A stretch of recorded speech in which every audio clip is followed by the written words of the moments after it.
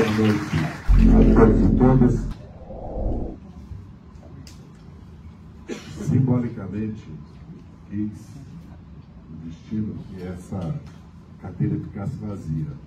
Nela, na verdade, estão todos os nossos companheiros e companheiras que tombaram lutando contra a ditadura e pela democracia.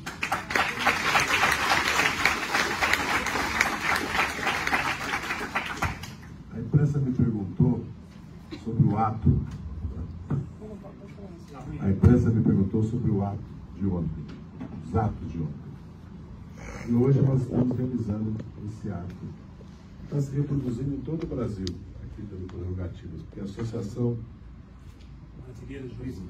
estará em Belo Horizonte, dia 15, inclusive, vou estar presente. Quando eu, dia 31 de março de 64, eu estava trabalhando na Praça da República, no escritório, por acaso, de um deputado chamado Abalone Júnior, que tinha sido prefeito de Bauru. Eu comecei lá como office boy em 61 e vi os estudantes do Mackenzie, a imagem que me ficou do golpe militar, descendo para a Praça da República. E naquele momento eu tomei uma posição que eu estava do lado de cá, não do lado de lá, porque era a fina flor da elite paulistana de direita que descia. Mal sabia eu que em 68 nós teríamos a famosa Guerra da Maria Antônia, que não foi bem uma guerra dos estudantes da USP contra o Mackenzie, foi uma guerra do CCC, do DOPS e da direita mackenzista contra os estudantes do Mackenzie e da USP, porque dos 5 centros acadêmicos que tinha no Mackenzie, 4 eram ligados ao movimento estudantil ao OES. Foi uma justificação. Quando nós começamos a luta contra a ditadura, as ruas eram dos tanques. As ruas eram dos tanques, eram das tropas militares. E eu me recordo que, quando eu vim para São Paulo, muito jovem, eu tinha estudado num colégio de padres franceses, um privilégio, tinha já o hábito de ler. E li Castro Alves. E me ficou uma frase do Castro Alves: o céu é do condor como a praça do povo. Exatamente. Quando nós começamos o movimento estudantil, eu falava, não é possível que nós não retomemos as ruas. As ruas não podem. As ruas sempre foram palco de disputa política, de imagem, de simbolismo. E nós retomamos. Nós retomamos 65, 66, 67, 68 e chegamos à passeata dos 100 mil no Rio de Janeiro e as grandes manifestações de todas as capitais brasileiras. Uma das razões que a ditadura militar instituiu o AI-5 não foi por causa da resistência armada, que existia realmente. Foi porque as greves operárias e o movimento operário tinham começado a se levantar e que a classe média toda já estava contra a ditadura. Aliás, a mesma classe média que nos deu a vitória agora em 22, de direita liberal, mas antibolsonarista. Nós temos que nos manifestar. 500, 1.000, 2.000, 10.000, 100.000, não interessa. Nós temos que disputar as ruas.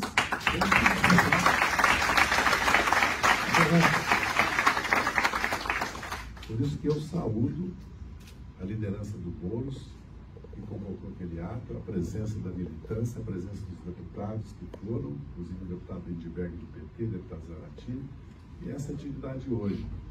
Porque o que está se disputando é narrativa, que é a grande disputa hoje.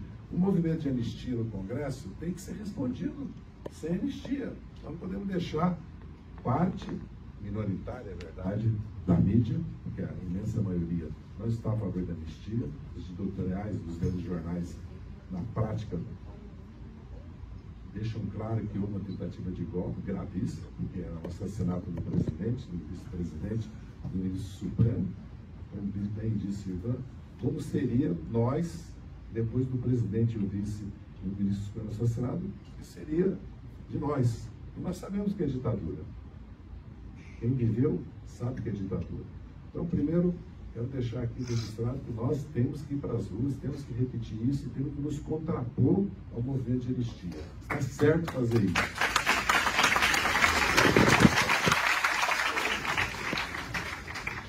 Forças Armadas.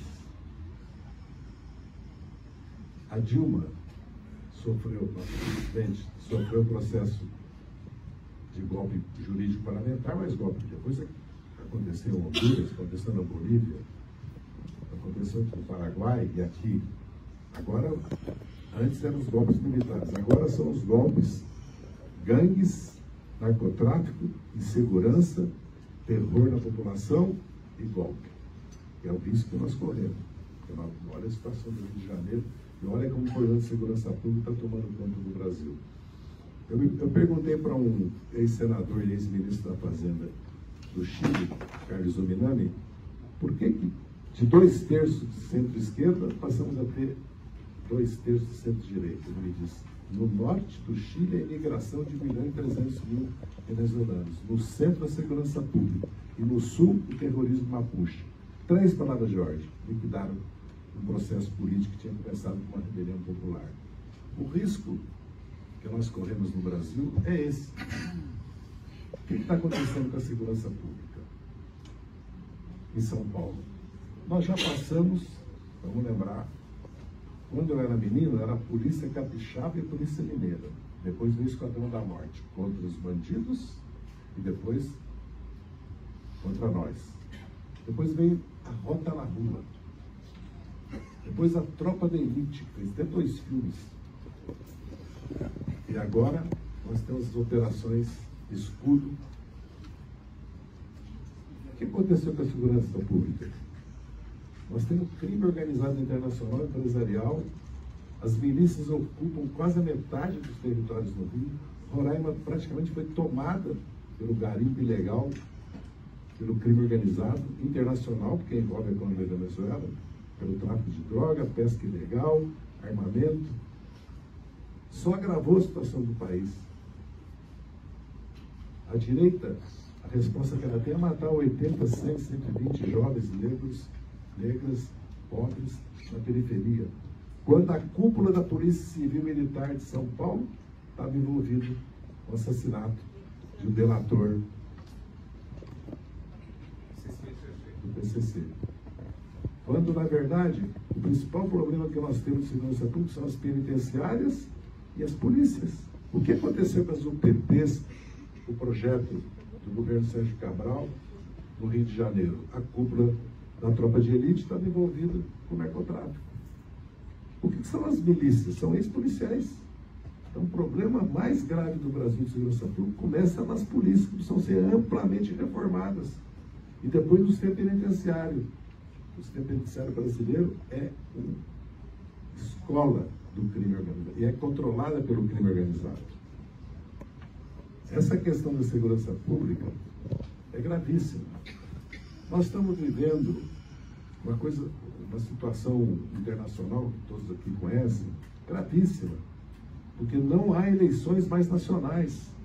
O Elon Musk vai à Grã-Bretanha e diz para o primeiro-ministro da Grã-Bretanha do Partido Trabalhista, que não tem nada de reformista hoje, nem de social-democrata, que vai tirá-lo do poder. Vai à Alemanha e apoia o Partido Extremista contra o establishment alemão, que é os sociais cristãos, os democratas cristãos e o SPD. O primeiro problema que nós temos que abordar nesse período é da soberania do Brasil. Porque quando o Trump fala que vai transformar o Canadá num estado americano, ocupar a Groenlândia, ocupar o canal do Panamá, qual é o país mais rico hoje no mundo? É o Brasil. Há países tão ricos como o Brasil, mas o Brasil não tem inverno. A primeira questão nossa é defender a soberania do Brasil. A segunda é a democracia. É evidente que a democracia está em risco, porque as Forças Armadas brasileiras, elas, o Etioguém, que foi chefe do Gabinete de Segurança Institucional, que foi um dos golpistas contra a Dilma, foi em laço com as Forças Armadas para a derrubada da Dilma, disse que a Dilma caiu por 3 razões: fazer justiça aos governos do PT, educação militar, promoção militar e comissão da verdade. As Forças Armadas voltaram para os quartéis, estão sendo despolitizadas e despartidarizadas. mas elas continuam, porque agora são os pastores que vão às Forças Armadas. Não vou nem falar da PM, porque a PM já foi cooptada pelo bolsonarismo, né? Não está lembrando aqui. O risco das PMs aqui no São Paulo é repetir o Rio de Janeiro. O Tarcísio levou a rota para dentro do governo dele e colocou a rota na Secretaria de Segurança. E não nos iludamos. As Forças Armadas Brasileiras, para serem transformadas, primeiro precisa ter o Ministério da Defesa. Já assim tem que acabar e ir para o Ministério da Defesa. Tem que ser civil o Ministério da Defesa, porque não é. O ministro é civil, mas o Ministério não é. Agora abrindo concurso, Júnior. O Júnior conhece mais do que eu essa questão. Para uma parte dos servidores. Segundo, tem que mudar a educação. E tem que mudar a porta de entrada, que só a gente tinha uma mulher negra. Metade dos militares são netos e filhos de militares. E tem que mudar a promoção, porque o presidente da República, na verdade, não tem poder sobre a promoção, apesar de ser chefe de Estado-Maior das Forças Armadas. Agora, essa é uma tarefa que não é para esse governo do Lula, é para nós. Nós temos que criar as condições no Brasil. Porque esse governo do Lula, eu sempre digo, é um governo sitiado, quase impossível. Porque a base dele tem o PP, o PL e o União Brasil. Se nós falássemos isso há 2 anos atrás. Então, as tarefas desse governo, nós temos que identificá-las. Se nós colocarmos tarefas que ele não é capaz de pôr, outra questão é fazer disputa política por mudança nas Forças Armadas, como no sistema penitenciário e nas polícias, para começar a enfrentar o crime organizado. Nós devíamos ter criado o Ministério do Interior, chamado de Segurança Pública, por nome bom de interior, como tinha no passado. Desde o primeiro governo do Lula devia ser criado, nós estamos pagando por isso. Então, a questão da soberania nacional, a questão da democracia está na ordem do dia. Porque o que está acontecendo na Europa e no mundo é que o capitalismo está em crise, uma crise profunda da globalização. Aos poucos nós vamos saber das guerras. Agora tem guerra em Mianmar, né? Porque estava escondida a guerra de Mianmar. Então, a guerra civil violenta em Mianmar. O país está dividido em 2 lados. Os americanos invadiram o Afeganistão, o Iraque, destruíram a Líbia, a Síria, destruíram a Palestina, agora Gaza, vão anexar praticamente Cisjordânia. Então resolvemos por exemplo, que só não derrubaram o governo do Putin porque ele fez uma guerra defensiva, que nós não podemos apoiar, porque a nossa Constituição, inclusive, impede. Essa é a realidade do mundo. E os Estados Unidos quer reconverter o México, o Canadá, desindustrialização para industrializar os Estados Unidos e quer impor uma guerra, mais do que tecnológica e comercial agora, a própria China arrastando a Europa para isso. Então o Brasil tem que cuidar do Brasil. É aquilo que eu disse no artigo que eu escrevi. O Brasil precisa não perder o controle sobre o seu destino. Por isso que nós somos vencedores. Nós derrotamos a ditadura militar. Levou 21 anos, mas nós derrotamos. Nós somos vencedores, nós ganhamos 5 eleições. Dentro das condições adversas da sociedade brasileira, que viveu metade de ditadura. Essa classe trabalhadora brasileira tem 100 anos de idade. Ela viveu metade dela em ditadura. A primeira vez que ela teve a oportunidade de ter um partido democrático para expressar, ela foi com o PTB, depois com o MDB e agora com o PT, porque até 46 ela não teve nenhuma oportunidade, por causa da repressão contra o PCB e depois contra o PCdoB. Então nós temos que ter consciência que nós estamos num momento histórico que um governo como o do Lula é a oportunidade de reeleger. Bolsonaro vai responder pelos crimes que cometeu. A direita não o quer como candidato, não o quer como candidato. E vai ameaçá-lo com a prisão sem indulto se ele continuar fazendo o que ele quer fazer. O candidato dela se chama Tarcísio, governador de São Paulo. E a elite de São Paulo, já vou terminar, a elite de São Paulo já o abraçou. Ele está prometendo algo.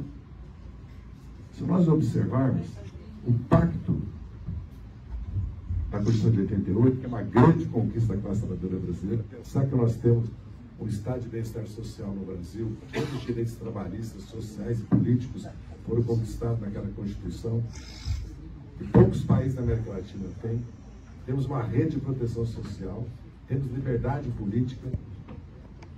Eles quebraram o pacto político, o golpe contra Dilma. Começaram a desmontar o Estado Nacional no governo do Collor, do Fernando Henrique, e agora querem completar. E querem romper o pacto social, porque queriam que nós o fizéssemos. Fazendo uma política fiscal agora, significava romper o pacto social. Na verdade, o que o Tarcísio está prometendo para eles? Está prometendo a privatização da Petrobras, do Banco do Brasil, da Caixa Econômica, do BNDES, da Previdência. O que está em jogo no Brasil hoje, quando os bolsonaristas vão aos Estados Unidos pedir apoio para o Trump, pedir apoio para o governo americano, isso é traição, é crime de alta traição. Crime de alta traição. Então nós temos que ter, nos dar conta. Falaram aqui, o Brasil tem seus oligarcas, falam muito dos oligarcas russos, mas nós temos nossos 6 oligarcas que estão aí, já se constituíram nos últimos 30 anos. Nós já sabemos o que os ricos brasileiros, a elite brasileira pensa. Não pode cobrar imposto de renda deles de jeito nenhum. Tem que continuar cobrando imposto da folha de pagamento do trabalhador, 27,5% de todo mundo que ganha acima de R$6.000, e eles não querem pagar imposto. Como nós fizeram a lei da terra em 1850, deram a abolição da escravidão, os negros e negras que eram escravizados, mas não deram terra para eles. Então nós estamos vivendo, essa é uma conspiração que vai se construindo. A direita sabe o que quer, agora nós precisamos saber o que nós queremos. Nós precisamos saber o que nós queremos. Nós temos que chamar o país a votar para a Câmara e para o Senado como voto para o presidente da República. Nós temos que conscientizar o nosso Brasil que precisa fazer uma revolução social nesse país, que ela se chama uma reforma tributária radical, uma reforma financeira e uma reforma política. Nós temos que começar a pensar numa plataforma e numa que nós vamos ter que... É preciso despertar que a eleição está aí. Em outubro começa a campanha eleitoral. Ela será em outubro do ano que vem, mas começa agora. Porque nós temos pouco tempo. Por isso que fazer esse ato, fazer o ato ontem nas capitais, nós temos que ter consciência que se nós vamos levantar, eles nos vencerão, como já aconteceu no passado. Portanto, nós estamos aqui, eles também estão, mas nós somos vencedores.